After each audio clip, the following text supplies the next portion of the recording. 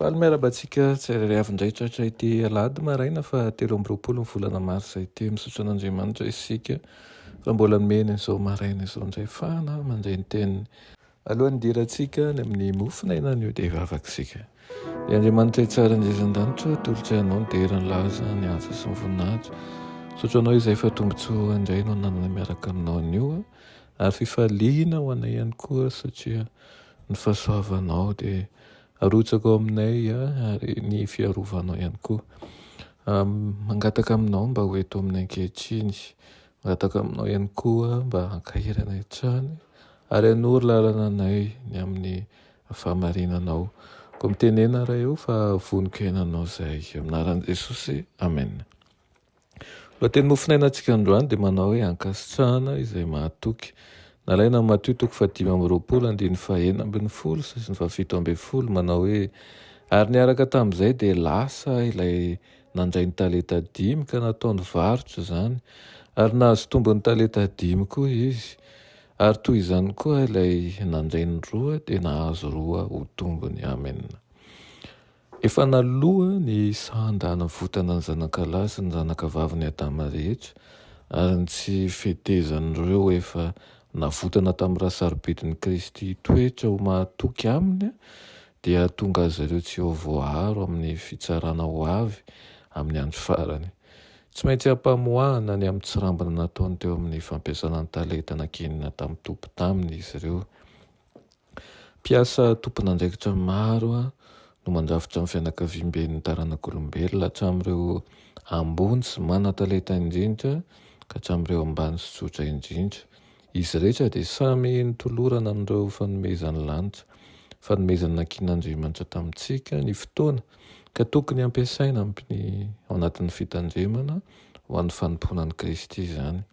Fanomezan'Andriamanitra ny hery miasa mangina ka tokony ampiasaina ihany koa fampandrosoana ny tanjona ambony sy manan-danja indrina. Maty teo amin'ny hazo fijalian'i Kalvaria Kristy mba hahafahantsika mampiasa ny hery miasa mangina rehetra hananantsika ho fanandratana azy eo anolohan'izao tontolo izao izay efa ho faty. Talenta avy amin'Andriamanitra ny faharitan-tsaina ihany koa. Ny firaisapo sy ny fitiavana dia talenta natao harovana, hampamasinana sy hatsaraina mba hahafahantsika manompo an'ilay nividy antsika ho fananana. An'Andriamanitra ny momba antsika sy izay mety ho toetsika rehetra. Tokony ampiasaina ho azy ny fanabeazana sy ny tsy pipehizana ary ny fahaiza-manao amin'ny lafiny zavatra rehetra. Na kely na be ny talenta nampiandraiketina dia taken'ny tompony hanomezan'ireo ampitantom-pananana ny tsara indrindra.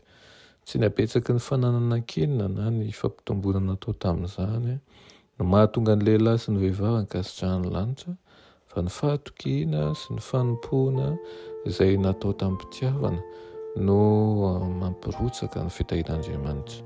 Tsara izany ry mpanompo tsara sady mahatoky.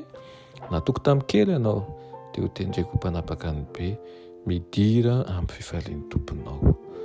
Tsy any amin'ny tanànan'Andriamanitra koa isika vao azo an'izany valosoa ny fifaliana izany fa ny mpanompo mahatoky dia miaina an'izany sahady eto amin'ity tany ity ary iriko ianao mba ho anisan'izany tokoa ka hisantatra sahady isika an'izany fahasoavan'ny tompo izany mba hanosika antsika ho amin'ny tsara kokoa hatrany. Amen. Ny Andriamanitra tsara indrizan-danitra mbola misaotra anao izay nomenao an'izany fanampanantenana mahomby izany.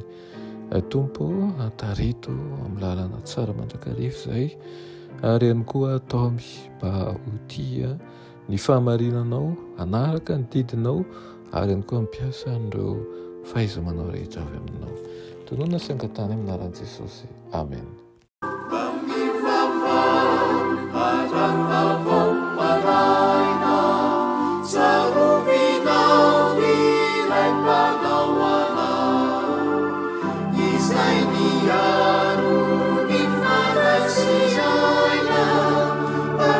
Salama tu isa